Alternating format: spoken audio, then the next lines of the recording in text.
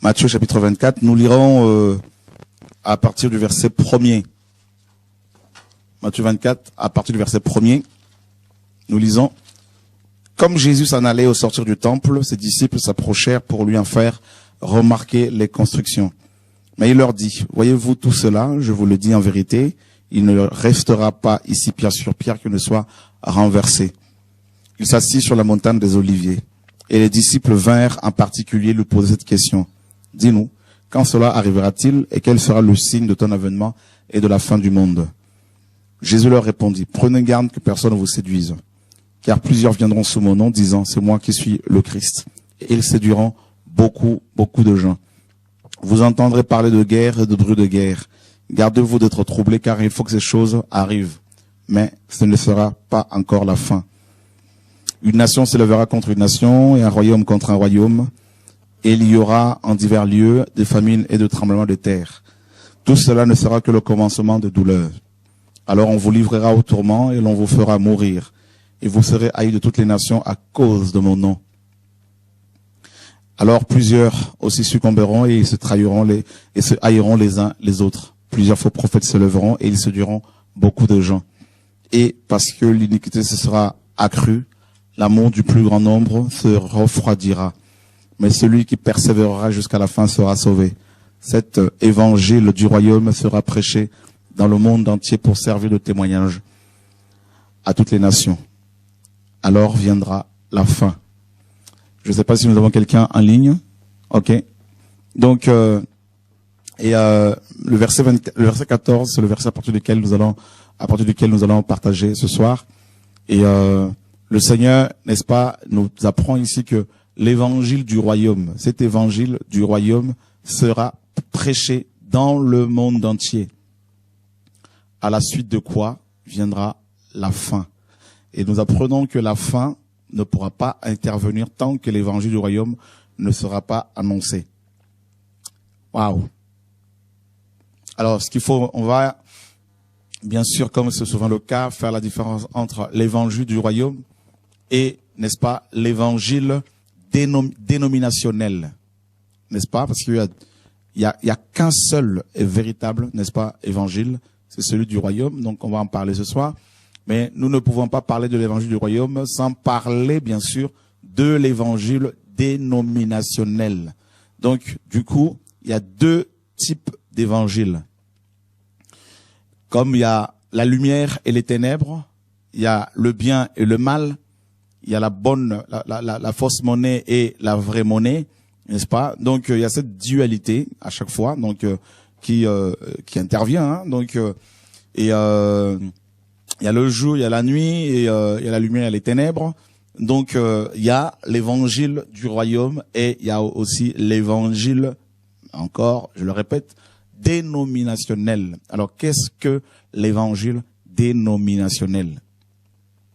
Et voilà, donc, nous allons d'abord vous parler de cet évangile dénominationnel. Vous allez vous rendre compte à quel point, avec cet évangile que vous avez entendu, vous êtes devenus non membres du royaume de Dieu, mais membres des bâtiments d'église, membres des églises de maison, n'est-ce pas? Et donc l'évangile dénominationnel nous fait adhérer aux dénominations, nous fait adhérer aux bâtiments, aux maisons, n'est-ce pas? Donc, parce que les maisons, c'est aussi des bâtiments, il faut pas l'oublier. Ce sont les mêmes briques qui sont utilisées pour construire à la fois les entrepôts, les grands temples, les cathédrales, les basiliques et aussi les maisons, donc dans lesquelles il y a certaines assemblées. Donc, ça revient au même. Ce sont des briques. L'évangile dénominationnel fait l'apologie, n'est-ce pas, des églises. L'évangile dénominationnel fait la pub, n'est-ce pas, de dénomination, la pub des pasteurs, n'est-ce pas? Et alors, je sais que à chaque fois, je vous prends de court, hein, donc l'équipe technique. Si c'est possible de nous trouver quelques sites internet où on est en train de faire l'apologie des hommes, l'apologie des églises, avec des photos des hommes et des femmes de Dieu, soi-disant, entre guillemets, n'est-ce pas? Et pour que les frères et sœurs n'est-ce pas, et une idée claire sur l'évangile dénominationnel. D'accord? Donc, parlons d'abord, bien sûr, de cet évangile dénominationnel. Donc, vous avez appris que l'évangile dénominationnel met l'accent sur, n'est-ce pas, les hommes, met l'accent sur les bâtiments, sur le ministère, sur le succès dans les ministères, n'est-ce pas? Et en gros, la personne centrale de l'évangile dénominationnel, c'est l'homme.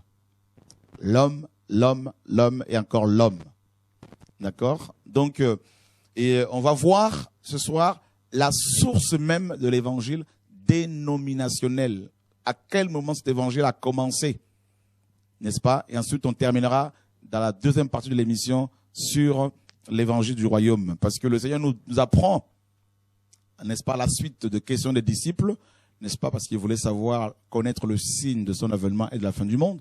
Le Seigneur leur dit clairement que l'évangile du royaume de Dieu doit être proclamé dans le monde entier afin que la fin intervienne, n'est-ce pas? Donc, et Satan ne veut pas que le monde connaisse une fin parce qu'il veut continuer à régner. Donc voilà pourquoi, bien sûr, il va combattre l'évangile du royaume, il va combattre toutes les personnes qui annoncent le vrai évangile, n'est-ce pas? Et il va, bien sûr, susciter ces serviteurs qui amènent un évangile complètement édulcoré, tronqué, falsifié, un évangile à l'eau de rose, n'est-ce pas?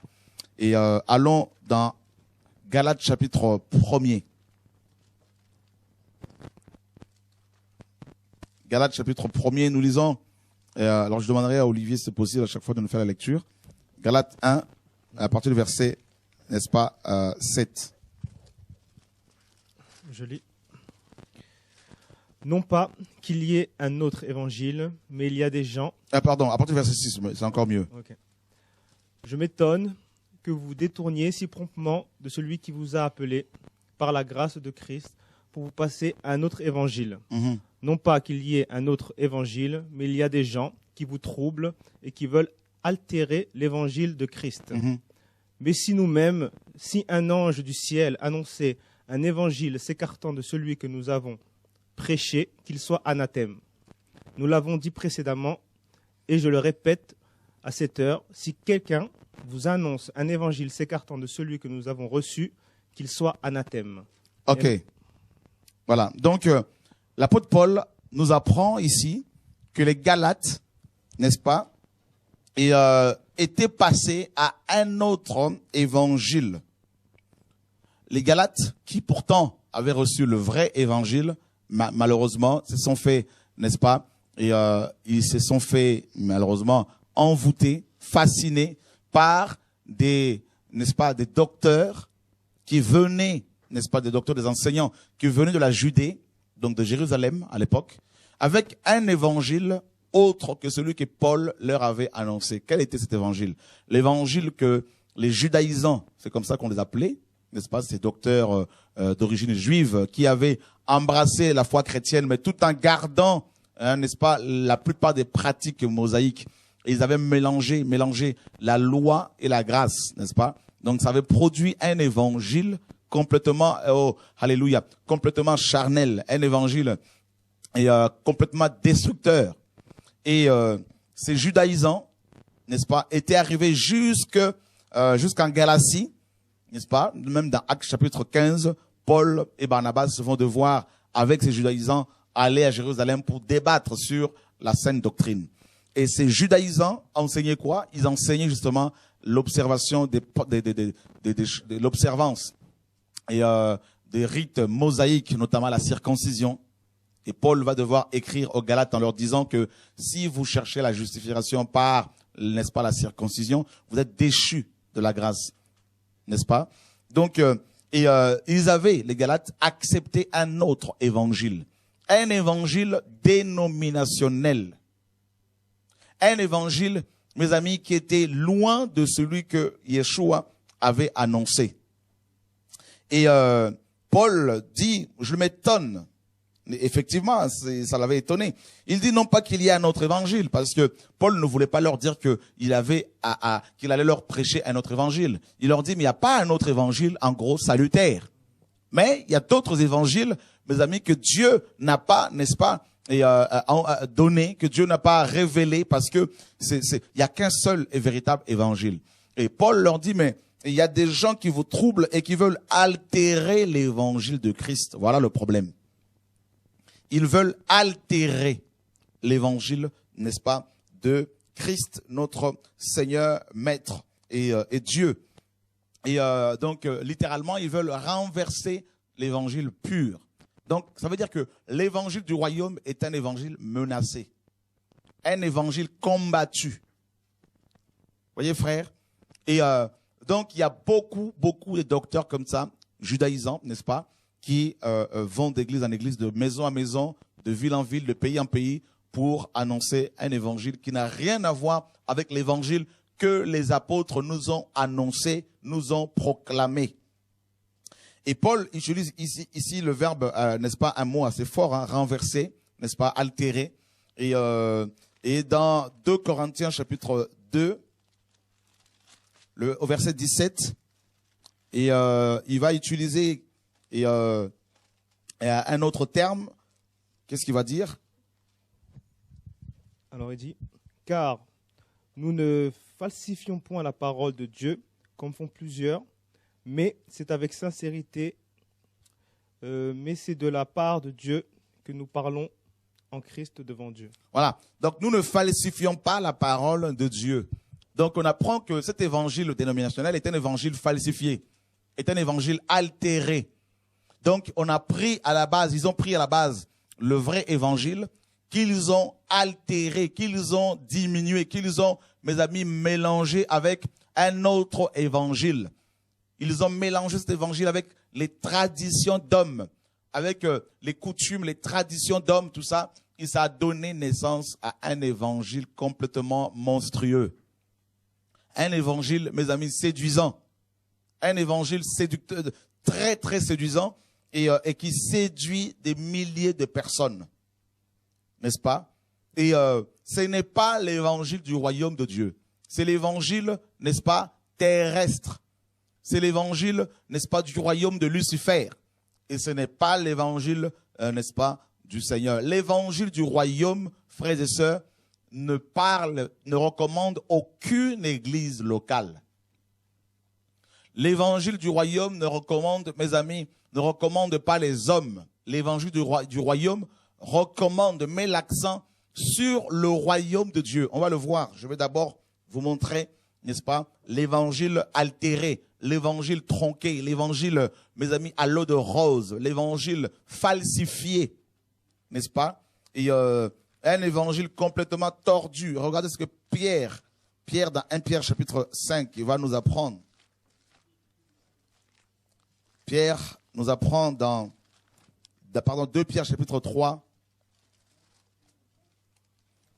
versets 15 à 16. Alors il est dit, croyez que la patience de notre Seigneur est votre salut. Comme notre bien-aimé frère Paul vous l'a aussi écrit selon la sagesse qui lui a été donnée, c'est ce qu'il fait dans toutes les lettres où il parle de ces choses dans lesquelles il y a des points difficiles à comprendre, dont les personnes ignorantes et mal affermies tordent le sens, comme celui des autres Écritures, pour leur propre ruine. On apprend que les personnes mal affermies, mal enseignées, des personnes que Dieu n'a pas appelées, que Dieu n'a pas enseignées réellement, ces personnes que font-elles? On apprend ici que ces personnes tordent. Ça va? Voilà un autre terme qui est utilisé. Donc, tordent la parole du Seigneur, le message véritable. Donc, on a des termes comme falsifier et tordre, tout ça, et comme également renverser, n'est-ce pas, altérer, qui sont utilisés. C'est quand même des termes forts. Voyez? Donc, l'évangile dénominationnel est un évangile qui, n'est-ce pas, qui commence avec le vrai évangile. Mais ils ont tordu cet évangile véritable, ils l'ont mélangé avec des choses et ça a donné naissance à un monstre. Nous sommes dans Jérémie chapitre 23, verset n'est-ce pas, 36. Jérémie 23, 36. Mais vous ne direz plus menace de l'Éternel, car la parole de chacun sera pour lui une menace. Vous tordez les paroles du Dieu vivant, de l'Éternel des armées, notre Dieu. Vous tordez, n'est-ce pas, les paroles du Dieu vivant, nous dit ici Jérémie. Donc déjà à l'époque de Jérémie, on apprend que la parole de Dieu était également tordue, n'est-ce pas?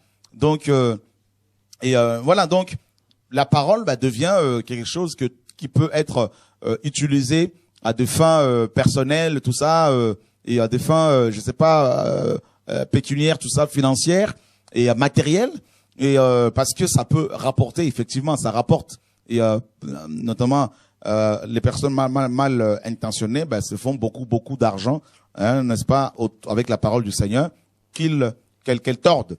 Alors, l'origine de l'évangile dénominationnel. Nous sommes dans Genèse. Hein, d'abord, Genèse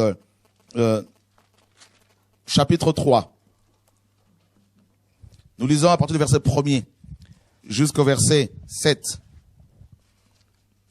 Il est dit, « Le serpent était le plus rusé de tous les animaux des champs que l'Éternel Dieu avait fait. Il dit à la femme, Dieu a-t-il réellement dit, vous ne mangerez pas de tous les arbres du jardin? La femme répondit au serpent, nous mangeons du fruit des arbres du jardin, mais quant au fruit de l'arbre qui est au milieu du jardin, Dieu a dit, vous n'en mangerez point et vous n'y toucherez point, de peur que vous ne mouriez. Alors le serpent dit à la femme, vous ne mourrez point, mais Dieu sait que le jour où vous en mangerez, vos yeux s'ouvriront et que vous serez comme Dieu, connaissant le bien et le mal. La femme vit que l'arbre était bon à manger et agréable à la vue, et qu'il était précieux pour ouvrir l'intelligence. Elle prit de son fruit et en mangea. Elle en donna à son mari, qui était auprès d'elle, et il en mangea. Les yeux de l'un et de l'autre s'ouvrirent, ils connurent qu'ils étaient nus, et ayant cousu des feuilles de figuier, ils s'en firent des ceintures. Voilà. Voilà l'évangile, mes amis, dénominationnel. Cet évangile, mes amis, a sa source ici dans le jardin d'Éden, n'est-ce pas?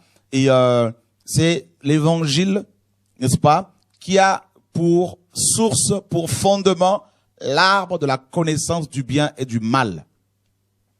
N'est-ce pas? Et devant cet arbre-là, il y a une collaboration, n'est-ce pas? Il y a un dialogue entre la femme, Ève, qui est l'image de l'Église. L'Église apostate. D'accord? Donc, Adam a été créé à l'image de Dieu. Or, l'image du Père, de Yeshua, c'est Yeshua, selon Colossiens 1, 14 à 15 là-bas. Et Ève, sa femme, était une préfiguration, un type de l'Église. N'est-ce pas? Et ce couple, Adam et Ève, comme Christ et l'Église, était, n'est-ce pas, avant sa chute, dominer, régner, gouverner la terre. N'est-ce pas? Avait l'autorité sur la création.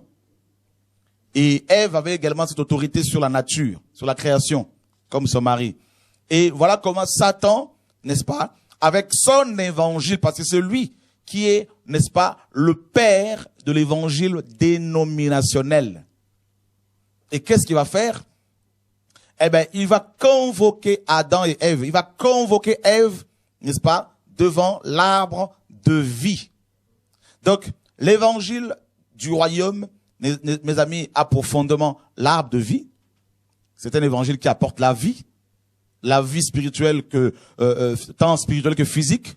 Donc cet évangile, quand il est prêché dans sa globalité, dans sa pureté, dans la vérité, dans la sincérité, produit, n'est-ce pas, des conversions authentiques, produit des guérisons, des délivrances réelles. Mais l'évangile dénominationnel est un évangile, mes amis, qui produit la mort. Et le fruit de l'évangile dénominationnel, c'est le fruit de l'arbre de la connaissance du bien et du mal. Voyez? Voilà pourquoi ceux qui font partie des églises où l'évangile dénominationnel est prêché, ils ne peuvent pas craindre réellement le Seigneur. Même s'ils ont la volonté, mais le pouvoir leur manque. Voilà pourquoi la la pire de méchanceté, la pire de jalousie, hein, la pire de cupidité se trouve actuellement dans nos assemblées. Pourquoi? Eh bien, parce que dans ces assemblées paganisées, complètement, mes amis, religieuses, eh ben, c'est l'arbre de la connaissance du bien et du mal qui est consommé constamment. Constamment. Voilà pourquoi les gens ne peuvent pas voir la vie. Et ils peuvent encore moins la communiquer autour d'eux. Voyez? Et Ève va être convoquée devant cet arbre.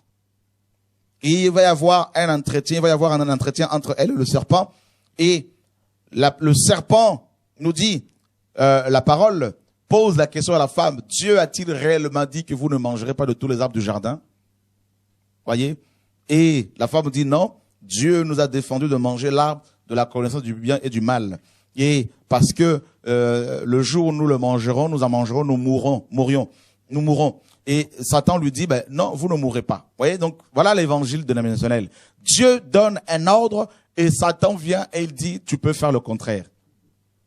Voilà, vous allez voir vous-même que la majorité de nos églises, frères, font le contraire de ce que la parole nous enseigne. Et ça, vous le savez déjà pratiquement. Dès l'instant où votre église n'obéit pas à la parole, votre pasteur ne marche pas selon la parole, eh ben, il est devant l'arbre de la connaissance du bien et du mal. Et il vous donne à manger ce fruit, hein, et de la connaissance du bien et du mal, et ça produit la mort. Voilà pourquoi, mes amis, la plupart de vos pasteurs font la théologie. Vous savez, la théologie, c'est quoi? C'est une science d'origine, mes amis, grecque. Voyez? Ce sont les Grecs qui ont inventé la théologie. C'est Socrate, n'est-ce pas? Philosophe grec, qui est le premier à parler, n'est-ce pas, de la théologie. Donc, c'est une science purement grecque, humaine, d'origine mystique. Voyez, c'est la connaissance du bien et du mal. C'est une connaissance ésotérique, une connaissance initiatique, voyez, réservée à une élite, notamment le clergé. Donc, les bishops, les grands hommes, les grands pasteurs, tout ça là, qui ont la licence de théologie, et le bas peuple n'a pas accès à cela. Donc, voyez, frères, c'est complètement, mes amis, complètement charnel, et c'est du bourrage de crâne, n'est-ce pas? Il n'y a pas la vie. C'est l'évangile dénominationnel. Et ici, Ève était en train de se faire initier à la sorcellerie, à l'évangile complètement démoniaque, n'est-ce pas? Satan est en train de la nourrir avec un autre évangile. L'évangile de la désobéissance. L'évangile de la terre. On nous dit que Ève, qui voyait Dieu, bien sûr, va commencer à voir l'arbre. Au lieu de voir l'arbre de vie, Ève va commencer à se focaliser sur l'arbre de la connaissance du bien et du mal. Voyez? Et c'est exactement ce qui se passe avec l'évangile dénominationnel. On vous demande de vous focaliser sur le matériel, sur l'argent-monnaie, sur la prospérité financière, sur le ministère, sur l'onction, sur les titres, sur les positions dans les églises. N'est-ce pas? Et on ne vous amène pas à vous focaliser sur l'arbre de vie qui se trouve dans le ciel, sur Dieu lui-même. Voyez, l'évangile dénominationnel est focalisé sur la terre, la terre, la terre, la terre. Et Ève a vu que l'arbre était bon à manger. Voyez, l'évangile dénominationnel, c'est un évangile, mes amis, du ventre. Contrairement à l'évangile du royaume. Regardez, ici, Ève a vu, Ève a mangé. Voilà l'évangile dénominationnel. C'est pour votre ventre. Regardez ce que la parole nous dit, frères et sœurs. Nous sommes dans Romains chapitre 17, 14, verset 17. Romains 14, 17, la parole dit, « Car le royaume de Dieu, ce n'est pas le manger et le boire. » Voyez? Donc, on s'arrête là d'abord. On va reprendre ce passage plus tard. Donc, vous voyez, Ève était initiée à un autre évangile. Ève s'est mise à manger, n'est-ce pas? C'est l'évangile du ventre. Je fais le ministère pour manger. Je prêche pour manger. Je ne prêche pas pour aller pour amener les gens au ciel. Voilà comment beaucoup de pasteurs dans les dénominations s'expriment, n'est-ce pas? Donc, au lieu de prêcher pour amener les gens au ciel, ils disent « je prêche pour amener les gens pour manger ». Et regardez ce que Paul nous dit justement dans Romains chapitre 17.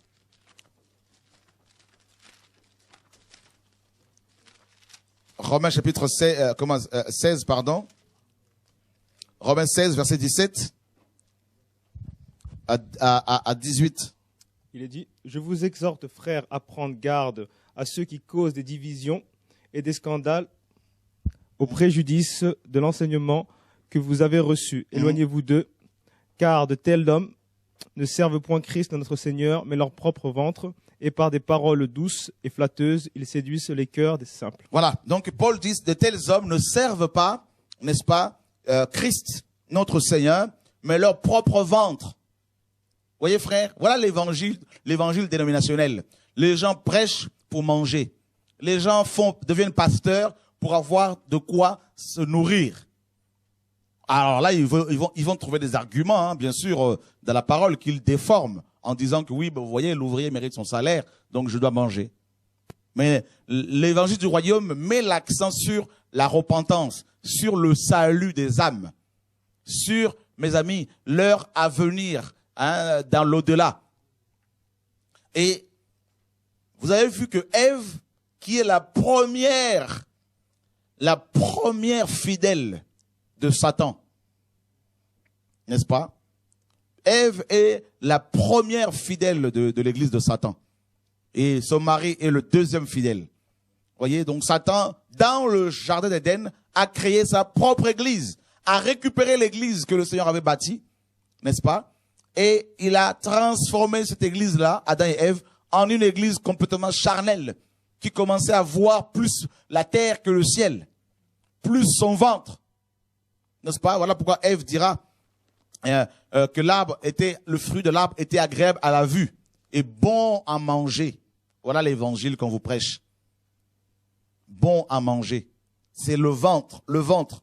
Et qu'est-ce que Paul nous apprend dans Philippiens 3? Donc là, on nous dit que ces hommes ne servent pas Christ, mais ils servent leur ventre. Donc ça veut dire que le ventre a aussi des serviteurs. Colossiens chapitre 3, et Philippiens 3, pardon, n'est-ce pas? Le verset et 17 à 19. Soyez tous mes imitateurs, frères, et portez le regard sur ceux qui marchent selon le modèle que vous avez en nous. Car il y en est plusieurs qui marchent en ennemis de la croix de Christ. Je vous en ai souvent parlé. Et j'en parle maintenant encore en pleurant. Leur fin sera la perdition. Et ils ont pour Dieu leur ventre. Ils mettent leur gloire dans ce qui fait leur honte. Leur honte. Ils ne pensent qu'aux choses de la terre. Ils ne pensent qu'aux choses de la terre. Voilà l'évangile dénominationnel. Voyez frère, Ève a été amenée par le diable à se focaliser sur les choses de la terre. Voilà pourquoi quand elle et son mari vont tomber dans le péché, les deux vont perdre la nature de Dieu, le vêtement de Dieu, la gloire de Dieu, et ils vont se fabriquer des vêtements avec des feuilles de figuier, Donc voilà, la terre, tout ce qui vient de l'homme, la terre. Voyez? Et ici, on apprend que il y en a beaucoup qui sont ennemis de la croix de Christ. N'est-ce pas? Et Paul en a souvent parlé, nous dit la parole ici. Donc, c'est normal que j'en parle. C'est normal que nous en parlions. C'est normal que nous dénoncions ces choses-là, chrétiens, hommes, frères. Parce que Paul en a souvent parlé, nous dit la parole ici. Pourquoi pas nous? Parce que c'est écrit. Et Paul dit, ils mettent leur gloire dans ce qui fait leur honte. Ils ne pensent qu'aux choses de la terre. Et ils ont pour Dieu leur ventre. N'est-ce pas? Ils ont pour Dieu leur ventre. Donc, ça veut dire que, mes amis, Ève a eu pour Dieu son ventre. Voilà pourquoi elle est tombée. Donc, dans l'évangile dénominationnel, on a beaucoup de prédicateurs, il y a beaucoup de prédicateurs qui ont choisi délibérément de servir leur ventre. Et c'est terrible. Voilà pourquoi ils vont vendre les dons que Dieu leur donne. Voilà pourquoi ils vont vendre leurs CD. Voilà pourquoi ils vont vendre leurs livres. Voilà pourquoi ils vont vendre des Bibles. Voilà pourquoi ils ouvrent, mes amis, des bibliothèques, des librairies chrétiennes, soi-disant. Pour vendre quoi? Vendre la parole de Dieu qui nous a été donnée gratuitement. Voyez? Ils ont transformé l'œuvre du Seigneur en un commerce. Et c'est terrible. Et Satan, vous savez quoi? Satan, nous dit la parole, est le premier commerçant de l'histoire du monde. Hein. Donc, il est le premier commerçant. Ézéchiel 27 nous apprend que Satan, 27-28, Satan est le premier commerçant.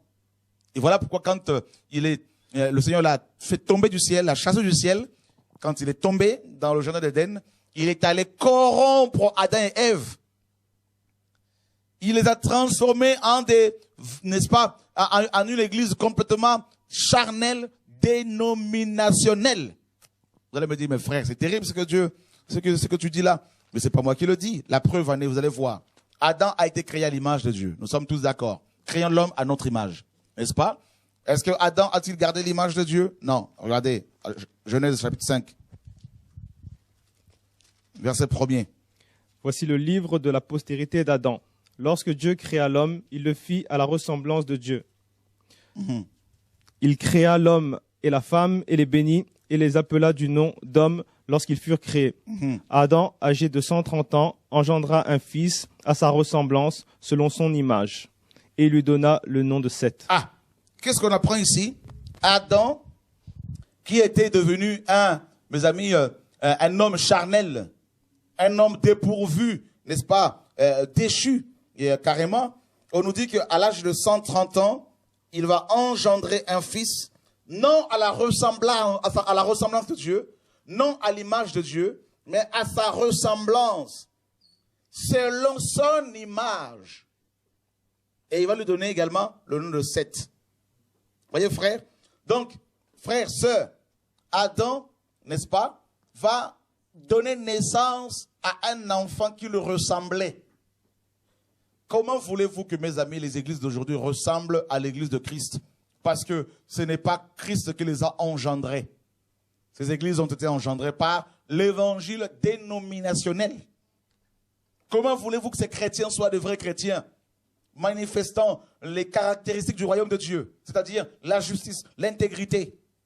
Parce qu'ils ont reçu un évangile édulcoré, un évangile mélangé. Voyez? Comment voulez-vous qu'ils naissent normalement? Parce qu'ils ont été mal conçus. Vous savez que la parole est une semence.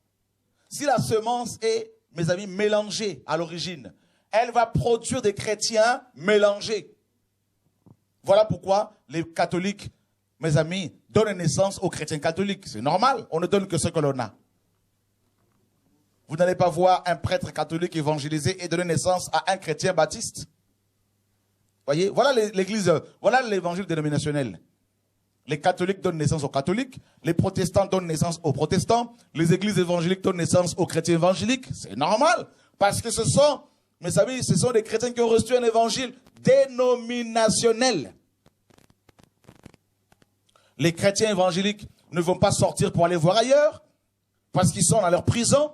Les chrétiens catholiques sont dans leur prison. Voyez, chacun est dans son, n'est-ce pas, compartiment. Chacun est dans son secteur. Chacun est dans son petit royaume. Voyez, même ceux qui entendent la vérité comme ce soir, mais pour sortir de leur prison, ils ont du mal parce qu'il y a les sentiments. Ils ont du mal à partager la vérité à leurs frères et sœurs. Parce qu'ils sont dans les sentiments. Et ce sont des gens que Dieu, mes amis, pour la plupart, a disqualifiés. Parce qu'ils ont plus honte du Seigneur, de ses paroles, au lieu d'annoncer la véritable parole. Donc ce ne sont pas des gens qui sont malheureusement pour le Seigneur. Ils sont destinés à l'enfer, pour la plupart. Et ça peut vous choquer, mais c'est la parole, c'est pas moi qui le dis. Romains chapitre 9, chapitre 10, chapitre 11 nous dit, mes amis, le chapitre 9, que ce sont des vases de colère, nous dit la parole. Certains sont des vases de colère, destinés à la perdition. Quoi que vous fassiez, ils n'accepteraient jamais la parole véritable. Parce qu'ils ne sont pas de la semence de Dieu. Comme Caïn. Caïn était du malin. Conçu, mes amis, par Ève et Adam. Conçu par, mes amis, enfanté par Ève. Pourtant, cet homme était du malin. Comment expliquer? Comment comprendre cela? Voyez? Donc, Adam donne naissance, non, mes amis, à un enfant du royaume, mais à un fils, n'est-ce pas, un enfant qui lui était semblable. C'est pour cela, les catholiques, comme je vous le dis, quand ils vont évangéliser, gagner les âmes, ils ne les gagnent pas pour les amener à Dieu, mais ils les gagnent pour les amener chez le pape. Les baptistes, quand ils vont évangéliser et gagner les âmes, mais ils ne vont pas les amener forcément à Jésus, mais ils vont les amener dans leur bâtiment. Les pentecôtistes, quand ils vont évangéliser, ils ne vont pas évangéliser pour amener les gens dans le royaume de Dieu. Ils ne vont pas les laisser avec Dieu. Ils vont les amener dans leur dénomination. Et ils vont leur interdire d'aller voir ailleurs. Les évangéliques aujourd'hui, qu'est-ce qu'ils font?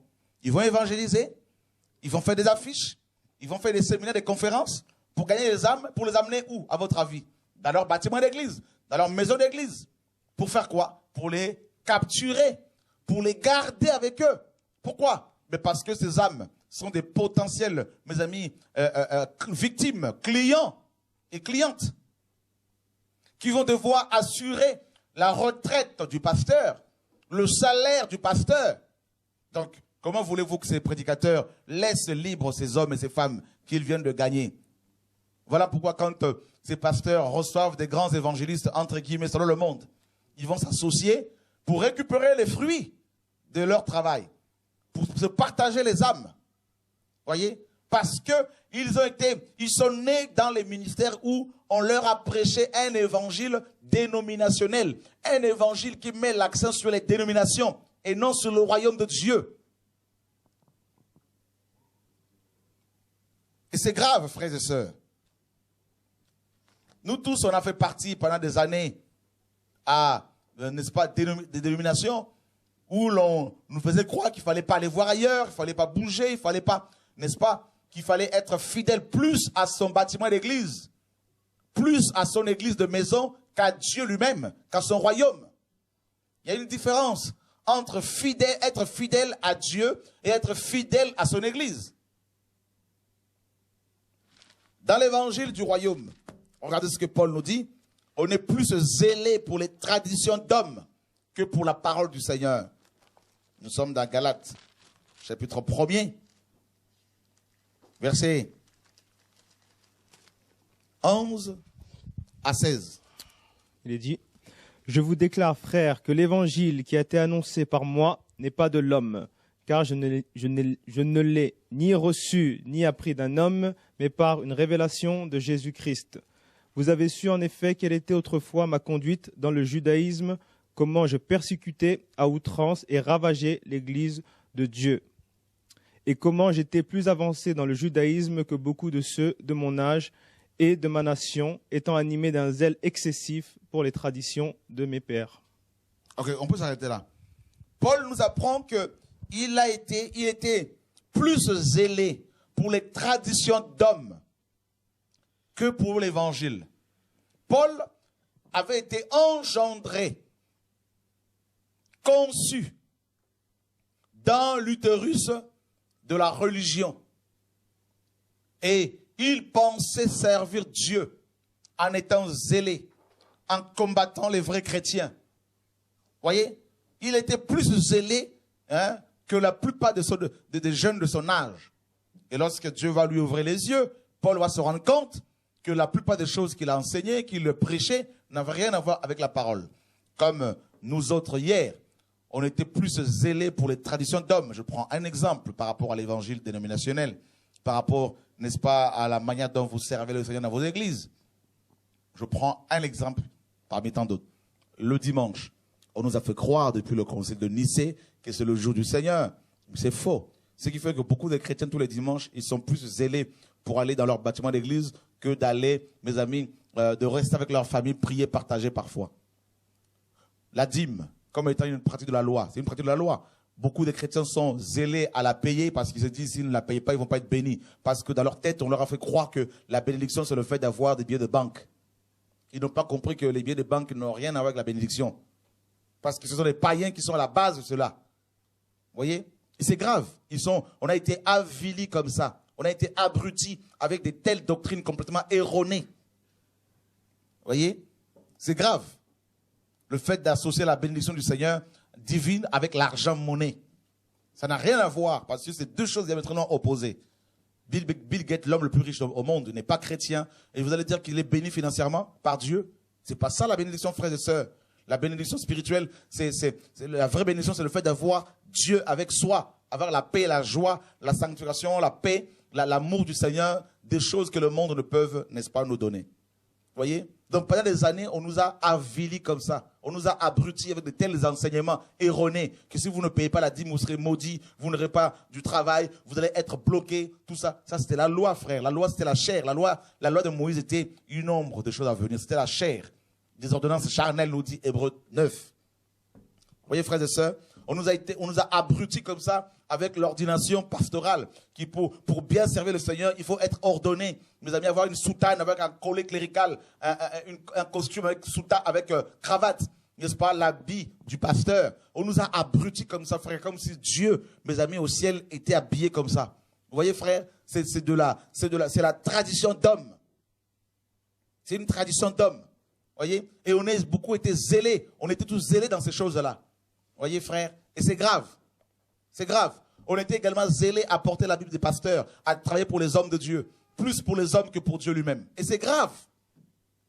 Et ça, c'est une mentalité, n'est-ce pas, catholique de l'Église romaine, parce que on encourage les catholiques à servir l'Église mère, la Sainte Église.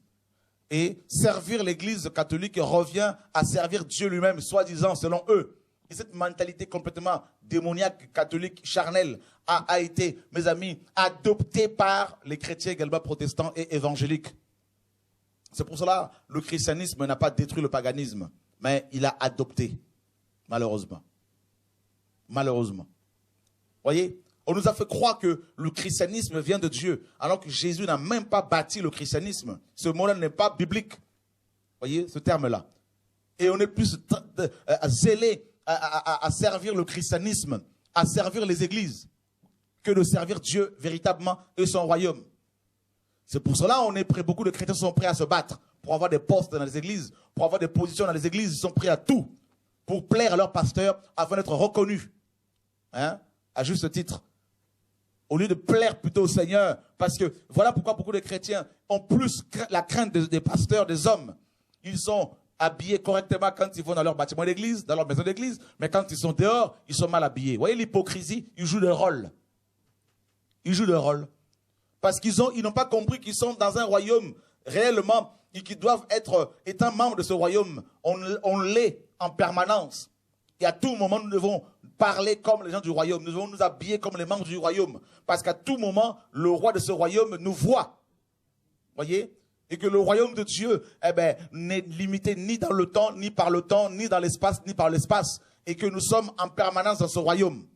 On a oublié ce côté. On a occulté cet aspect du royaume. Et on a réduit le royaume de Dieu à la dimension limitée de nos bâtiments, de nos maisons, n'est-ce pas? Donc du coup, quand on entre dans ces bâtiments d'église, dans ces cathédrales, dans ces basiliques, dans ces temples construits par les hommes pour leur propre gloire, on a plus la crainte, n'est-ce pas, une forme de piété, n'est-ce pas, complètement charnelle, que la crainte de Dieu. Ils vont craindre Dieu provisoirement pendant 3-4 heures de culte le dimanche, mais quand ils sortent de là, ceux qui fument se mettent à fumer, ceux qui fraudent se mettent à frauder, ceux qui sont mal habillés, mes amis, se mettent à remettre leurs jupes courtes, tout ça, et leurs pantalons serrés, n'est-ce pas? Voilà cette hypocrisie dans laquelle se trouve le christianisme actuel. C'est grave. Et Paul nous apprend comment il était plus avancé dans le judaïsme que beaucoup de ceux de son âge, et de sa nation étant zélé, n'est-ce pas, étant animé d'un zèle excessif pour les traditions de ses pères. Et c'est grave. Un autre zèle que beaucoup de chrétiens ont aujourd'hui, le fait de croire en la Trinité, la Sainte Trinité, Dieu le Père, Dieu le Fils et Dieu le Saint-Esprit. N'est-ce pas? On vous fait croire que chaque personne est différente de l'autre, mais en même temps, elles forment un seul Dieu, n'est-ce pas? Mais elles sont en même temps 3 personnes distinctes. Voilà cette confusion complètement chaldéenne, complètement cette hérésie complètement babylonienne, complètement égyptienne également, n'est-ce pas? Assyrienne, tout ça, d'origine démoniaque, n'est-ce pas? C'est terrible. Et on nous a fait avaler cette hérésie monumentale qui n'a aucun fondement biblique. Ce mot, la Trinité, n'est même pas dans la Bible. Et ce mot-là, cette doctrine démoniaque est devenue le socle du christianisme paganisé actuel. Au point où ceux qui sont contre la Trinité sont traités d'hérétiques. Voyez? C'est grave. Pourtant, les Écritures nous disent qu'il y a un seul Dieu, un seul Dieu, un seul Dieu, et on en a créé 3 personnes distinctes. Voilà. Le Fils qui est venu, selon l'homme, qui était l'homme, 100% homme, on a créé un autre Dieu, Dieu le Fils, Dieu le Saint, Dieu le Père. Voyez? Et l'Esprit Saint qui est appelé l'Esprit du Fils, l'Esprit de Jésus, et a été complètement, on a complètement dissocié de Jésus-Christ pour en faire un Dieu à part. Alors que Dieu est esprit, nous dit la parole. N'est-ce pas? Et qu'il y a un seul Dieu. Et voilà comment on est zélé. On était zélé dans toutes ces traditions. Cet évangile tronqué. Cet évangile mélangé où l'on vous dit également que sauvé une fois, sauvé pour toujours. Vous êtes sauvés, c'est la grâce poussée, mes amis, à son extrême. N'est-ce pas? Et on vous fait croire que vous êtes sauvés une fois, vous pouvez pécher, faire ce que vous voulez. C'est pas grave, vous êtes déjà sauvés. Et c'est grave. C'est grave. Cet évangile complètement d'origine augustine, Augustin d'Hippone, au 5e siècle, est celui qui a posé, n'est-ce pas, jeté le fondement de cette doctrine complètement démoniaque. Et Calvin, n'est-ce pas, au 16e siècle, va aller, n'est-ce pas encore, les amis, rajouter une couche, n'est-ce pas, en allant plus loin encore que Augustin, en mettant en place la doctrine qu'on appelle la double prédestination. C'est-à-dire, certaines personnes, selon eux, sont prédestinées à la damnation et d'autres à la vie éternelle. Donc, quoi que vous fassiez, si vous êtes destiné à la damnation, vous serez damné, vous serez jeté dans le temps de feu. Quoi que vous fassiez, si vous êtes destiné au ciel, ben, vous irez au ciel. Voilà cette doctrine complètement démoniaque qui pilule dans les églises, frères et sœurs. Au point où la sanctification ne plus proclamée, la sainteté ne plus proclamée, la repentance, la conversion. Et des chrétiens restent dans la masturbation, dans la convoitise, dans le péché, dans le mensonge, dans les magouilles, tout ça là, et dans le trafic de faux papiers, tout ça. Ils pensent qu'ils vont au ciel comme ça. Voilà cet évangile tronqué, babylonien, et un évangile démoniaque qui sort tout droit de l'enfer. C'est pas étonnant. Cela n'est pas étonnant parce que la parole nous dit, frère, que dans les derniers temps, quelques-uns abandonneront la foi pour s'attacher à des doctrines des démons, n'est-ce pas, dans 1 Timothée 4. Et c'est exactement ce que nous sommes en train de voir. Cet évangile dénominationnel, mes amis, vient de l'enfer, carrément. Ce sont les démons qui sont leurs promoteurs. Et ils utilisent les hommes qui sont à leur service pour le véhiculer. Et dans, mes amis, Genèse chapitre 11, on connaît cette histoire. Ces hommes qui ont voulu construire une tour, n'est-ce pas, dont le sommet toucherait le ciel. Ces hommes s'étaient dit, n'est-ce pas, faisons-nous un nom. Voilà l'origine des dénominations. Faisons-nous un nom, n'est-ce pas? Et chaque pasteur veut se faire un nom. La plupart veulent se faire un nom. Voilà pourquoi leurs noms sont toujours mis en exergue, n'est-ce pas? Et faisons-nous un nom. Voilà l'origine des dénominations. Baptiste, pentecôtiste, l'islam, le judaïsme, tous les ismes que vous connaissez, le christianisme, le catholicisme, le protestantisme, n'est-ce pas, l'islam, tout ça, tous les ismes, tout ça là, ça a pris naissance, tout ça là ont pris naissance dans Genèse 11. Faisons-nous un nom. Également ce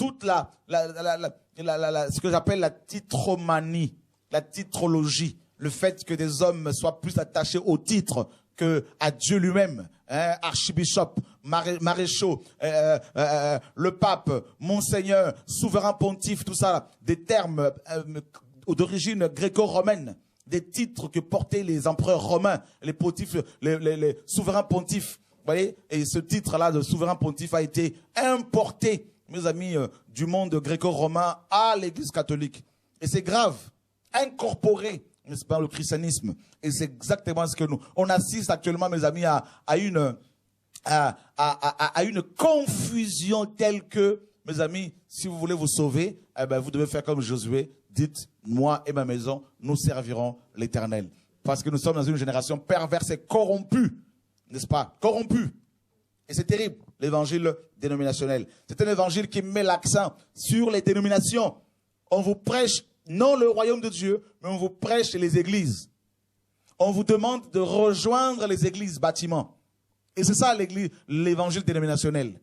Des séminaires sont organisés pour remplir les bâtiments, pour amener les gens à adhérer, à être membres. Regardez les sites internet de chrétiens, de pasteurs, des églises. Vous allez voir, il y a un onglet « Devenir membre ».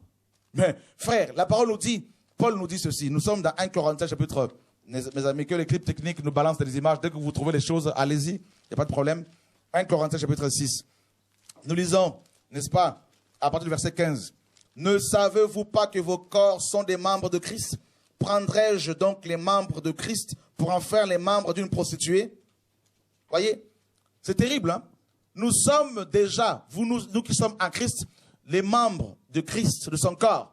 Alors, maintenant, si des pasteurs vont vous demander encore de devenir membres de leurs églises, vous ne voyez pas qu'il y a un problème là, frères et sœurs?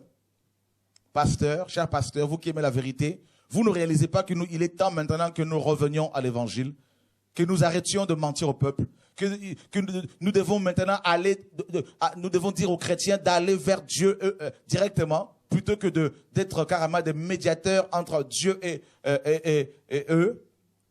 C'est grave. C'est ça le fonctionnement de l'antéchrist. Voyez? Et l'heure est grave, frères et sœurs, que Dieu nous le délivre. Hein? Donc, nous sommes déjà des membres de Christ. Prendrais-je les membres de Christ pour en faire les membres d'une prostituée? Une prostituée, c'est qui? C'est quelqu'un qui vend sa virginité. C'est quelqu'un qui vend sa beauté, son corps pour de l'argent. Et c'est exactement ce qui se passe. La majorité des églises d'aujourd'hui, des pasteurs d'aujourd'hui, n'est-ce pas, des prédicateurs, des pasteurs, des apôtres, des docteurs, ont vendu leurs dons, ont vendu leur éternité, leur onction pour de l'argent. Donc, ils sont appelés, ils sont traités de prostituées par le Seigneur. Comme dans Ézéchiel 16, Jérusalem, qui avait vendu sa beauté pour de l'argent. C'est la même chose. Il y a une forme de prostitution spirituelle actuellement dans les églises. Voilà pourquoi dans Apocalypse 17, on nous parle de la grande prostituée. N'est-ce pas? Des pasteurs qui ont peur, n'est-ce pas, de quitter leur bâtiment d'église parce qu'ils sont plus accrochés au bâtiment qu'à Dieu lui-même. C'est grave. C'est grave, frère. Ce sont des petits royaumes avec des petits rois à leur tête. Des petits princes. Voilà, on peut balancer quelques images là. Voilà. Je veux découvrir ICC. Honnêtement. Sommes-nous appelés à découvrir les églises locales, les bâtiments, ou l'église de Dieu, ou le royaume de Dieu? Devenir membre. Vous ne voyez pas qu'il y a un problème chrétien? Vous voulez que Dieu vous parle comment? On vous enrôle dans cette dénomination. Vous qui avez été délivrés par Jésus. Et au lieu de réaliser que vous êtes déjà membre d'un corps, le corps de Christ, qui est un corps invisible, vous voulez encore vous enrôler dans de tels, mes amis, royaumes. Hein? Et c'est grave. Voyez? Devenir membre. Membre de quoi? Voyez? C'est comme un citoyen français à qui l'on va proposer de devenir encore membre d'un autre pays. Mais il dira, mais j'ai déjà ma nationalité. J'ai déjà, n'est-ce pas, mon identité. Mais vous voulez que je devienne encore, n'est-ce pas, citoyen de quel pays? Vous ne vous rendez pas compte qu'il y a de l'arnaque? Voilà ce que la parole nous dit dans 2 Pierre. Chapitre 2.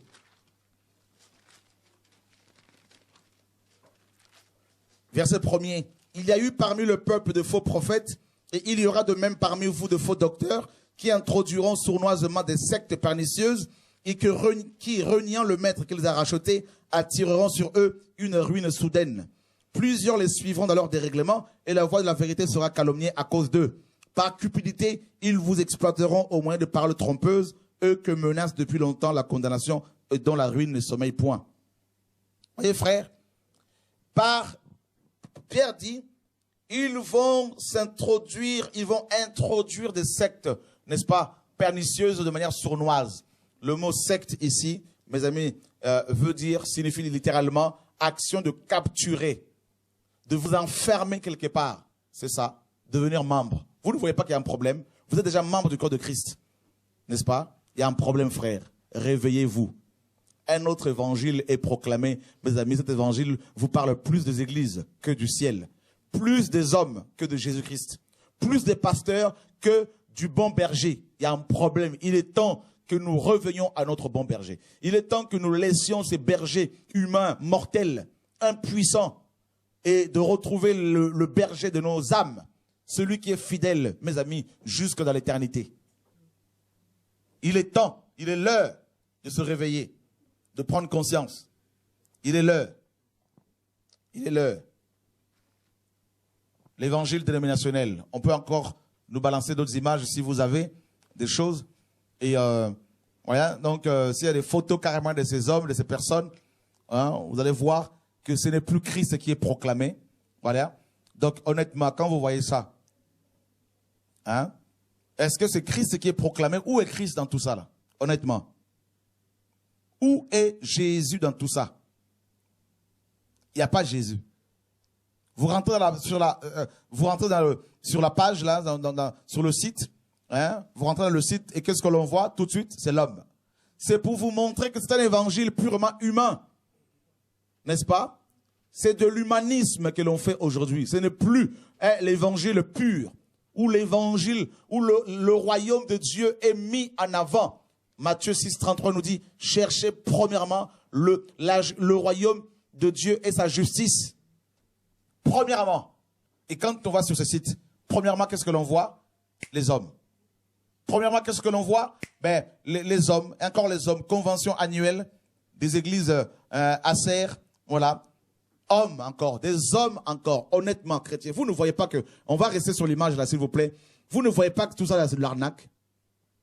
Vous ne voyez pas, frère, regardez à chaque fois, ils sont costumés et cravatés à chaque fois. Hein? C'est quand même impressionnant. Donc, et c'est des loups carrément dans la bergerie. Hein? Il faut beaucoup de courage pour pouvoir les dénoncer carrément. Voyez? Et c'est terrible, hein? C'est terrible. Jésus n'est pas là-dedans. Donc, celui qui guérit, on ne le voit pas. Celui qui sauve, on ne le voit pas. Celui qui a payé le prix le plus fort à la croix il y a 2000 ans, on ne le voit pas. Et qu'est-ce que l'on voit? L'homme mortel. Qu'est-ce que l'homme peut vous apporter? Maudit soit celui qui se confie à l'homme. Culte de gospel à Paris. Voilà la même chose, frère. Vous voyez, regardez-moi ça. Où est Jésus dans tout ça? Honnêtement, regardez vous-même. Voilà l'évangile dénominationnel. Hein? Jésus est où? Ça, c'est pour montrer l'homme dépose, n'est-ce pas, pour montrer comment l'homme est beau, comment l'homme est... C'est l'évangile humaniste. D'accord? C'est de l'humanisme. Ce n'est pas de l'évangile pur. C'est purement commercial. N'est-ce pas? Commercial. Dieu pleure en voyant ces choses-là. Dieu souffre. N'est-ce pas? Et vous qui buvez cette eau, hein, ces eaux amères, empoisonnées, vous aurez des comptes à rendre au Seigneur parce que vous êtes avertis. Vous êtes avertis par le Seigneur. Avertis. Même Jean-Baptiste disait qu'il croisse, que je diminue. Eux, ils ont dit le contraire, qu'ils diminuent et que nous croissions. Et c'est exactement ce qui se passe, frère. Exactement. Paul dit quoi? N'est-ce pas? On balance encore une autre image. Dans 2 Corinthiens. Hein? Kingdom Embassy. Voyez?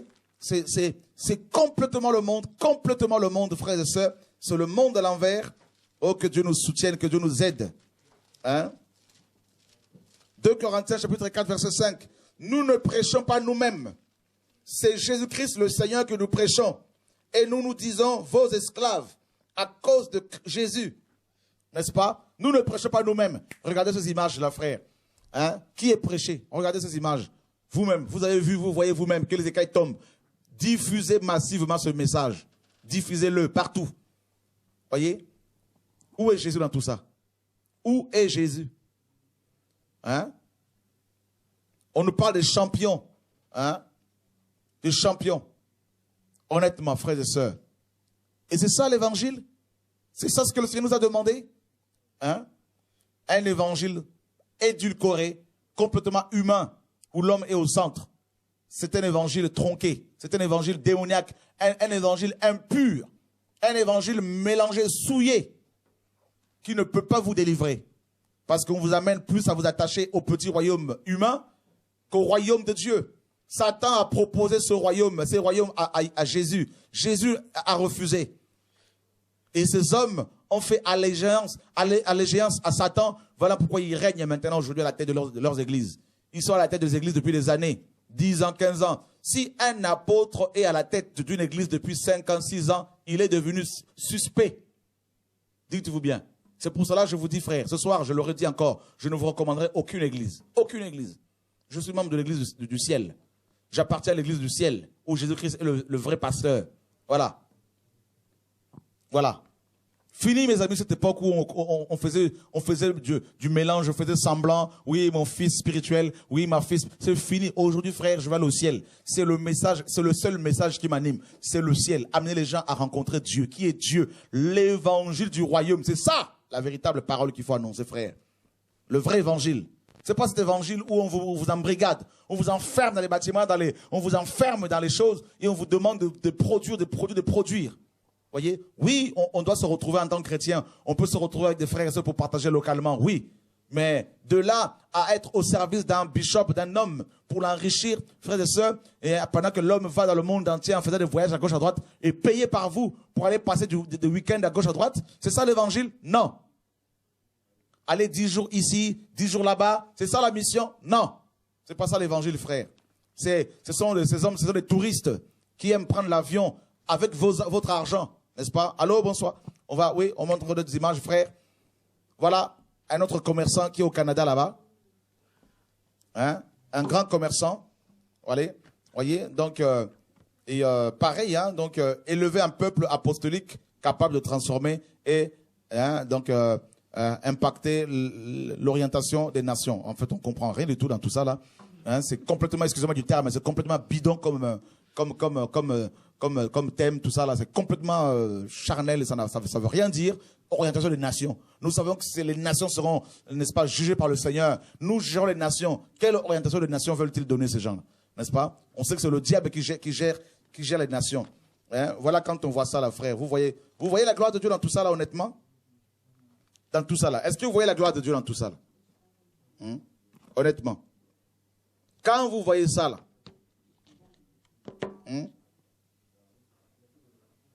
est-ce que vous voyez vraiment Dieu? On voit flou. C'est possible de régler un peu là? Voilà, parfait. Est-ce qu'on voit la gloire du Seigneur dans tout ça là, frère? Regardez-moi quand vous voyez tout ça là. Où est Dieu dans tout ça? Où est Dieu dans tout ça? Où est Jésus dans tout ça là? Où est Jésus? Où est Jésus dans tout ça là? Tout ça là, c'est commercial. Hein? Où est le Seigneur dans tout ça là? L'homme. Spécial culte. Toujours l'homme. Hein?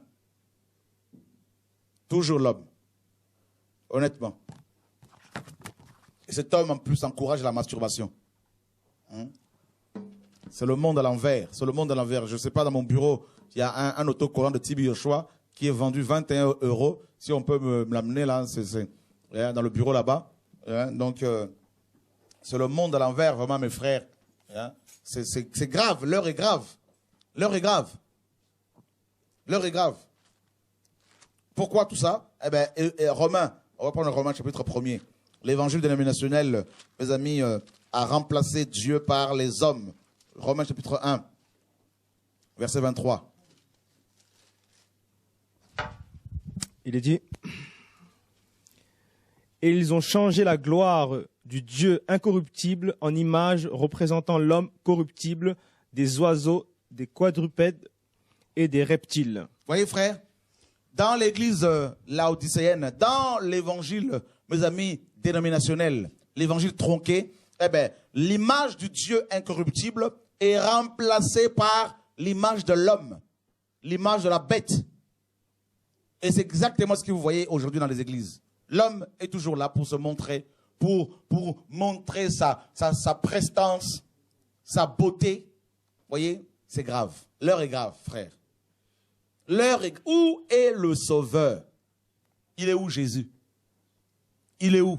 Vous qui aimez la vérité, où est le Seigneur? Où est le Seigneur? Frère, sœur, voyez, c'est grave. Donc, alors, on va vous montrer cet autocollant. Voilà ce monsieur qui fait beaucoup de dégâts au Nigeria et beaucoup de gens vont le voir. Il vend cet autocollant, Tibi Yoshua, 21 €. 21 €. Hein? Donc, un autocollant que vous pouvez, n'est-ce pas, coller sur votre voiture, hein, dans vos maisons. Vous vous rendez compte, frères? Ils sont devenus carrément des dieux. Des dieux. C'est grave. Maintenant, l'évangile du royaume de Dieu, eh bien, Romains 14, 17 nous dit, car le royaume de Dieu ne consiste pas dans le manger et dans le boire, mais dans la justice, dans la paix et dans la joie.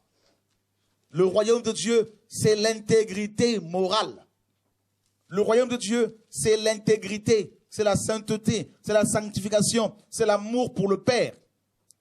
Le royaume de Dieu, frère, c'est quoi? Jésus a dit à Nicodème, qui était un grand docteur de la loi, il lui dit dans Jean 3, si tu n'es pas né de nouveau, tu n'entreras pas dans le royaume de Dieu. Nicodème prêchait la parole. Comme la plupart de ces docteurs, de ces pasteurs, de ces apôtres, de ces ministères. Il enseignait la parole, il était estimé de tous. Mais Nicodème, cet homme qui enseignait, grand docteur, n'était pas dans le royaume de Dieu. Vous voyez? Mais c'est grave. Jésus lui dit qu'il fallait qu'il naisse de nouveau. En fait, la plupart de ces pasteurs doivent naître de nouveau. La plupart de ces chrétiens doivent naître de nouveau. Regardez-moi dans tout ça. Où est Jésus dans tout ça? Honnêtement. Ils ont des sites très très beaux sur le plan esthétique. Hein, donc, ça, il n'y a pas de problème. Hein, sur le plan marketing, en tout cas, ils sont forts. Mais ils sont forts dans la tromperie. Parce que voilà comment ils sont bien habillés, ils sont propres, ils sont bien coiffés, ils sont souriants, n'est-ce pas? Honnêtement, Dieu dans tout ça. Où est Dieu dans tout ça? Hein? Surveillant général de la synagogue. Surveillant général de la synagogue. On nous dit que ce monsieur est le surveillant général. Alors frère, honnêtement. Honnêtement. Vous vous rendez compte? Vous vous rendez compte? Ça veut dire, il se présente comme étant votre surveillant général. Il a pris la place de Jésus, qui est l'évêque principal, selon 1 Pierre 2, 25. Vous voulez aller au ciel? Eh bien, priez chez vous le Seigneur. Invoquez son nom avec vos enfants, vos maris. Et priez avec les gens qui craignent Dieu. Sinon, frère, le Seigneur va revenir, vous allez rester. Le royaume de Dieu, pour y entrer, il faut la nouvelle naissance. C'est quoi la nouvelle naissance? La nouvelle naissance, mes amis, commence par le fait d'entendre la vraie parole. Qui vous dit que si vous mourrez dans votre péché, vous allez en enfer. Si vous mourrez dans le péché, vous allez tout droit en enfer. Vous mourrez dans la sorcellerie, vous allez brûler pendant l'éternité. Qui vous dit que si vous mourrez membre de votre église et non membre du royaume de Dieu, vous allez en enfer? Vous devez le savoir, vous devez l'entendre. On doit vous dire que si vous péchez volontairement, que c'est fini, c'est l'enfer. Après avoir reçu la connaissance de la vérité. Ça commence par le fait d'entendre la vraie parole, qui est basée uniquement sur Jésus-Christ et lui seul, le Dieu Tout-Puissant. Car c'est ça l'évangile. L'évangile, c'est la mort et la résurrection de Jésus. C'est 1 Corinthiens qui nous dit, 1 Corinthiens 15, 1 à 4. C'est ça l'évangile. C'est la mort et la résurrection de Jésus, la mort et la résurrection. C'est pas la mort d'un homme, c'est pas Chora, c'est pas un frère, c'est pas un apôtre. C'est Jésus matin, midi, soir, Jésus partout. Et vous entendez ce message que Dieu a tant aimé le monde qu'il a donné son Fils unique afin que celui qui croit en lui ne meure point, mais qu'il ait la vie éternelle. Vous entendez cela, votre cœur est touché. La première chose que vous avez, c'est la conviction du péché. L'évangile vient tel une lumière, vous éclaire, vous montre votre état. Et vous avez la conviction du péché. Ça, c'est le premier point. Deuxièmement, vous confessez votre péché. À la fois devant Dieu et devant les hommes. Parce que quand on est touché par la vraie parole, on n'a plus honte de dénoncer son mal, son péché. Parce qu'il est question de l'éternité, frère. Pas de honte à avoir pour dénoncer son péché. Quel que soit le péché, sorcellerie, envoûtement, magie, tout ça, je ne sais pas quoi, impudicité, masturbation, homosexualité, on dénonce, on confesse le péché. Troisièmement, il y a, n'est-ce pas, l'abandon du péché. On abandonne le péché. Et ensuite, il y a la conversion. Proverbe 28, 13 nous dit, celui qui cache ses transgressions ne prospère point. Celui qui cache ses transgressions ne prospère point. Mais celui qui les avoue et qui les délaisse obtient miséricorde. 1 Jean 1,9 nous dit, si nous confessons le péché, il est juste et fidèle pour nous les pardonner et pour nous purifier de toute iniquité. On confesse ce mal et on l'abandonne. Et ensuite, il y a la conversion. on se détourne du chemin dans lequel on s'était engagé. Ça s'appelle la repentance, métanoïa, changement de mentalité, changement de conviction, d'attitude. Et on retourne à Dieu et non à l'homme. Voyez, frère, et là, on va vivre la nouvelle naissance ce jour-là. On est baptisé dans le Saint-Esprit. On devient membre du royaume de Dieu. Comme l'eunuque éthiopien dans Acte 8. Philippe lui a annoncé l'évangile. Il a baptisé. Philippe n'a pas cherché à la mener dans son bâtiment d'église, dans son église de maison. Philippe l'a laissé rentrer chez lui. Voilà le royaume. Il lui a présenté le royaume et il l'a laissé à Dieu. Dans l'évangile du royaume, on vous annonce Christ et on vous laisse à Dieu. On ne vous demande pas de rejoindre une église pour être envoûté, pour être contrôlé, dépouillé. C'est Dieu qui vous recommandera les églises où sa parole est proclamée dans toute sa vérité, où vous serez en communion avec des frères et sœurs qui craignent Dieu. Ce ne sont pas les hommes qui doivent maintenant vous donner des cartes de membres ou vous recommander les pasteurs. Non. C'est Dieu qui dit, la Bible dit dans 2 Corinthiens chapitre, mes amis, 10, 18, ce n'est pas celui qui se recommande lui-même qui est approuvé, c'est celui que Dieu recommande. Et Paul nous dit dans 2 Corinthiens 3, avons-nous besoin des lettres de recommandation? Non. N'est-ce pas? C'est Dieu qui recommande ses serviteurs. C'est Dieu qui a recommandé Ananias à Paul, Paul à Ananias. C'est Dieu qui recommande ses serviteurs. Voyez, frère? Donc, laissons maintenant, dans l'évangile du royaume, nous laissons la place à l'Esprit de Dieu pour qu'il opère. Pour qu'il amène les gens à la conviction du péché. Dans l'évangile du royaume, on ne met pas la corde autour du cou des chrétiens pour qu'ils donnent l'argent. C'est Dieu qui convainc et il donne librement. Il n'y a pas d'impôt à payer dans l'évangile du royaume. Voyez, frère, les gens sont amenés à Dieu. On leur présente le royaume de Dieu, que c'est un royaume, mes amis, qui s'établit d'abord dans les cœurs. Et partout où ils sont membres de ce royaume. Qu'ils soient à l'école, au travail, partout. Je suis membre du royaume de Dieu. Donc je n'ai pas besoin d'être dans une fédération d'église. Pourquoi? Je n'ai pas besoin d'être dans une pastorale. Pour quelle raison? Je n'ai pas besoin d'être dans un groupe de pasteurs pour travailler ensemble. Non. Pourquoi? Un corps à part? Non. Je suis membre du royaume de Dieu. Donc tout chrétien qui aime Jésus, qui marche selon la parole de Dieu, est automatiquement mon frère, ma sœur. Je n'ai pas besoin de lui demander de quelle dénomination il est. Je ne parle pas de l'écuménisme. Voyez? Donc, dans le royaume de Dieu, nous sommes tous frères et sœurs parce que nous portons tous le seul nom qui sauve. Le nom Yeshua, le Messie. Donc, vous voyez, dans l'évangile dénominationnel, les baptistes, ils sont entre baptistes. Les pentecôtistes, entre pentecôtistes. Vous voyez, frère? C'est pas ça l'évangile. Dans l'évangile du royaume, les barrières tombent. Il n'y a plus de race. Noire, blanche, jaune, tout ça. Non. Il y a un seul peuple, il y a une seule nation, il y a un seul royaume, il y a un seul Seigneur, un seul pasteur, un seul apôtre, c'est ça le royaume de Dieu, frère. C'est ça le royaume. Paul dit, il n'y a ni grec, ni juif, ni homme, ni femme. Dans Galates 3, 28, c'est fini, ça saute tout ça là. Dans le royaume de Dieu, il n'y a pas, oh, les juifs messianiques, oh, tout ça là, ça vient des hommes, tout ça, ça vient des hommes. Il est dit dans Éphésiens 2, Jésus a brisé le mur d'inimitié, de séparation. Et voilà comment dans l'évangile dénominationnel, on a reconstruit ces murs qui divisent les hommes, que Dieu a unis. Jésus a dit dans Jean 10, il y aura un seul troupeau, un seul berger. Et nous, dans l'évangile dénominationnel, on a mis plusieurs bergers de leurs présidents. Ils vont parler de leur pays, il y a les problèmes au niveau du pays, tout ça. Voyez? Ils savent qu'ils ont un seul président. Est-ce qu'il y a d'autres petits présidents là pour eux? Est-ce que l'ambassadeur de France au Congo va commencer à se présenter comme le président des Français là-bas? Non. Au contraire, il va parler du président français aux Français qui sont expats là-bas. Là. N'est-ce pas? Mais nous, qu'est-ce que nous faisons dans nos églises? Nous sommes des ambassadeurs sur terre. Au lieu de parler du royaume céleste, qui est à venir, hein, le royaume de Dieu qui va venir, eh ben, on commence à parler de c'est comme si l'ambassadeur de France commence à parler de l'ambassade de France au Congo. Et dès qu'il y a un Français qui arrive au Congo, viens à l'ambassade, viens à l'ambassade. Mais tu vas remplir l'ambassade de tous les Français.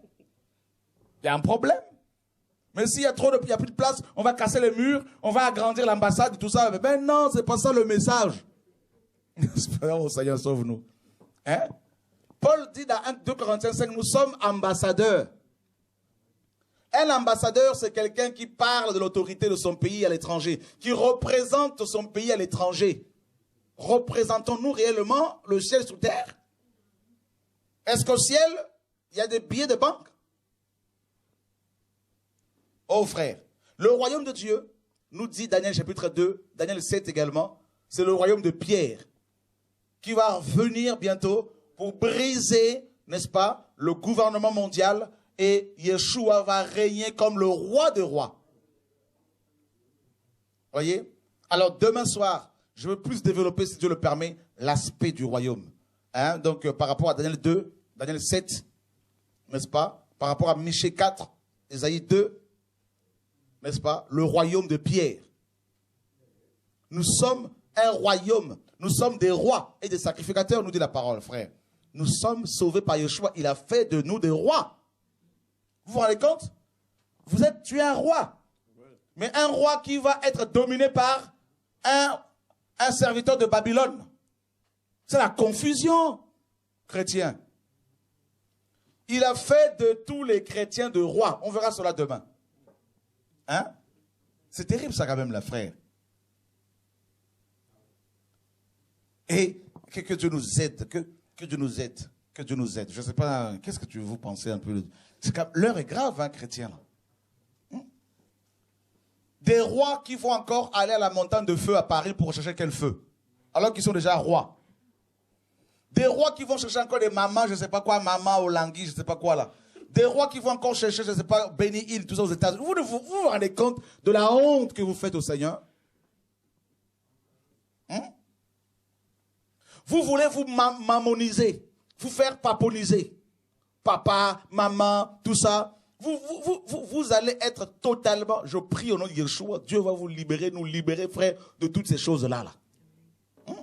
Vous n'avez pas assez de soutenir ces pasteurs qui prennent l'avion à gauche, à droite, tous les mois, ils sont dans les avions. Vous ne voyez pas que ce sont des touristes qui voyagent dans le monde entier alors que vous-même, vous n'avez jamais été à Londres. Hein? Eux, ils ont des passeports remplis de visas. Vous ne voyez pas qu'ils sont en train de vous arnaquer? Quand est-ce que vous allez comprendre ça? Seigneur, sauve-nous.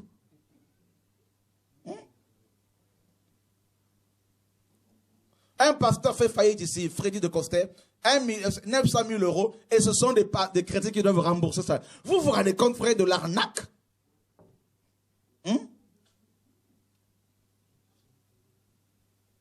Dieu sauve-nous. Et quand on parle comme ça, on dit non, il est orgueilleux. Les chrétiens d'aujourd'hui, ils ne veulent plus qu'on parle. Et quand Dieu dit, faites la révision de la Bible, un prophète de malheur a dit, non mais là-bas c'est la connaissance, et puis maintenant, ils se prennent pour qui là pour aller réviser la Bible. Regarde comment on a avili les Africains, beaucoup d'Africains là, on les a avilis. Vous voyez, au point où on leur a dit qu'ils ne peuvent rien faire. Ils sont obligés de... C'est quand même terrible que Dieu délivre aussi l'Afrique, honnêtement là. Je comprends pourquoi le Seigneur a permis que je travaille en France. Parce que je crois qu'en Afrique, il m'aurait déjà tué depuis. Parce que je vous dis la vérité. Parce qu'il y a tellement d'escrocs qui avilissent le peuple là-bas aussi. Et je bénis Dieu parce qu'il y a de plus en plus de frères en Afrique qui se lèvent pour dénoncer aussi. Honnêtement. On leur a fait croire, par eux-mêmes aussi les Africains, qu'ils ne peuvent rien faire. N'est-ce pas? La révision de la Bible, c'est seulement les Américains. On leur a fait croire que Dieu était américain, il était à Washington. Oui, il faut une délivrance. Il faut un message pour libérer les gens. Que Dieu nous aide, vraiment, que le Seigneur nous aide, parce que les chrétiens ont besoin, les vrais chrétiens frères ont besoin de se lever pour aller libérer les autres. Honnêtement. Vous ratez un dimanche, on vous appelle. Vous étiez où dimanche? Vous ne voyez pas qu'il y a un problème? C'est comme un prisonnier qui doit maintenant à chaque fois répondre à l'appel. Voilà, présent. Louise, présent. Sœur Marie-Josette, présente. Frère Jacques, présent. Hein? Chaque dimanche. On commence d'abord par dire aux gens, bienvenue à la maison du Père. C'est faux. C'est vous la maison du Seigneur, c'est pas le bâtiment. Et puis nous allons demander pardon parce que nous sommes des pauvres pécheurs. Comment ça, c'est quoi cet évangile-là? Hein? Seigneur, pardonne-nous parce que nous avons péché. Oh, mais, pourquoi tu n'as pas demandé pardon chez toi? Entre ta maison et le bâtiment de l'église, tu étais mort en chemin. Tu serais allé où? Seigneur, inonde la salle par ton sang. Tu sais même pas nager et tu vas te noyer dans le sang de Jésus-Christ. L'heure est grave, frère. Ensuite, une fois qu'on est bien purifié par le sang, maintenant on peut invoquer le Saint-Esprit. Mais tu es déjà scellé du Saint-Esprit depuis ta conversion. Éphésiens 1:13 nous dit et 4:30. Scellé du Saint-Esprit. Vous vous rendez compte, frère? Et puis on va commencer à chanter, le Saint-Esprit vient, le Saint-Esprit. Et il y a une sœur qui va commencer à rentrer en transe. On dit, ça y est, l'Esprit vient d'arriver. Maintenant, une fois que l'Esprit est bien arrivé, on peut peut-être chasser les démons. Parce qu'ils ont toujours été là, les démons. Voyez? Et puis chacun va se lever, chacun va prendre son armure, son épée, hein, tout ça, son casque du salut. On va commencer à tailler le démon, soi-disant, alors qu'on ne le taille pas. On va commencer à lier le diable alors qu'on ne le lie pas. Après avoir chassé le démon, maintenant c'est le groupe de louanges qui va venir en grande pompe avec des soutanes. Oh, le gospel à l'américaine. Voyez? Alors, Kirk Franklin, tout ça là. Et puis on vient, on commence à chanter tout ça, la Maggie Blanchard, voilà, avec des techniques vocales, tout ça là. Tout ça là, c'est du pipeau, tout ça là, c'est du pipeau. Tout ça là, c'est à l'œil. C'est bon, là, ça marche plus. C'est du violent, tout ça, là. Voyez? Et puis ça dure 3 quarts d'heure, la louange, hein? 3 quarts d'heure. Alors, il faut que les louangeurs s'organisent pour amener la présence de Dieu, tant bien que mal. Et pendant que ça chante, il y en a qui mâchent leur chewing-gum. Ils ne savent même pas pourquoi ils sont là. N'est-ce pas? Il y en a qui dorment, carrément, là. Il y en a qui viennent pour la drague. Et puis le pasteur, attention, il a un fauteuil en cuir, hein? Attention, c'est pas du plastique, hein, c'est en cuir. Il est sur l'estrade parce qu'il est élevé, n'est-ce pas? Et la femme comme une véritable reine à côté aussi. Maman, voyez? Et vous avez tout ça là, frère. C'est l'évangile complètement dénominationnel. Et puis vous avez une jeune fille protocolaire du protocole qui va servir à boire à l'homme de Dieu pendant que les autres chrétiens ont soif, n'est-ce pas? Il n'y a pas de problème. Jésus, est-ce que vous pouvez vous imaginer le Seigneur en train de boire et de laisser son troupeau assoiffé? C'est quoi cet évangile, frère? N'est-ce pas? Et attention, quand on va prêcher la parole, quand le pasteur est dans son bureau, et puis quand ça chauffe, c'est là qu'il va rentrer. N'est-ce pas? Que Dieu nous aide. Et puis il va faire son speech pendant 1 heure, et ensuite ça y est le mot des offrandes, n'est-ce pas? Chacun amène son enveloppe, la dîme, tout ça, pour faire avancer l'œuvre du Seigneur. Et puis à la fin du mois, le pasteur a 3 000 € de salaire, n'est-ce pas? Et puis entre-temps, la mission à gauche à droite. Il va prêcher chez ses collègues pasteurs pour avoir aussi des enveloppes. Vous voyez, on sait comment ça se passe. Tout ça là, frère, c'est ça l'évangile? Non. Non, c'est pas ça l'évangile. C'est pour cela, je bénis Dieu pour les vrais pasteurs. Ils commencent à se réveiller. Ils commencent à se dire, oui, pendant des années, on a servi les ministres, les hommes. On a servi nos ventres. Maintenant, il faut revenir à notre Dieu parce que nous voulons aller au ciel. Pasteur, je vous encourage à aller de l'avant. Cherchez Dieu. Et les pasteurs qui veulent nous voir pour partager, pour échanger, on n'est pas, mes amis, inaccessibles. On est prêts à échanger, à partager, n'est-ce pas? On n'est pas prêts dans une fédération. On ne rentrera pas dans une fédération parce qu'il n'y a pas...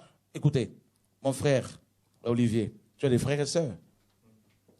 Est-ce que tu te vois créer une association avec un président, vice-président, secrétaire, tout ça, et est-ce que tu te vois également t'habiller en costume et cravate pour aller voir ton père biologique et lui parler?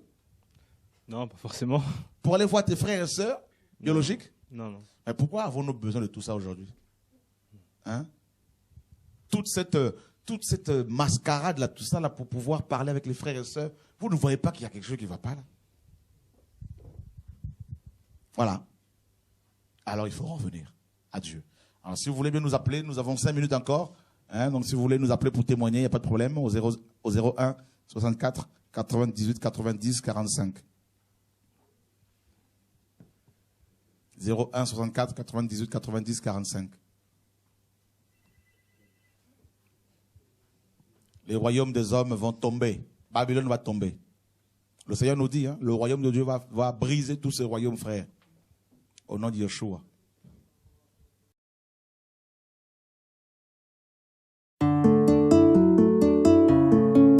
Merci, Papa. Merci, Seigneur, pour ta venue. Oh, Papa. Sans toi, Seigneur, que serais-je aujourd'hui?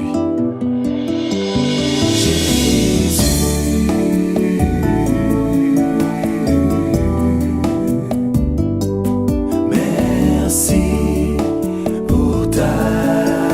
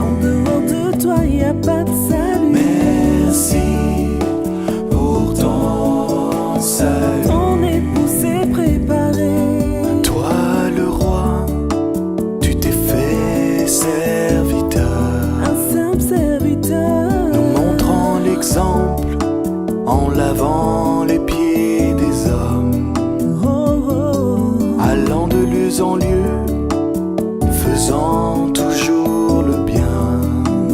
Jésus. Merci papa pour ce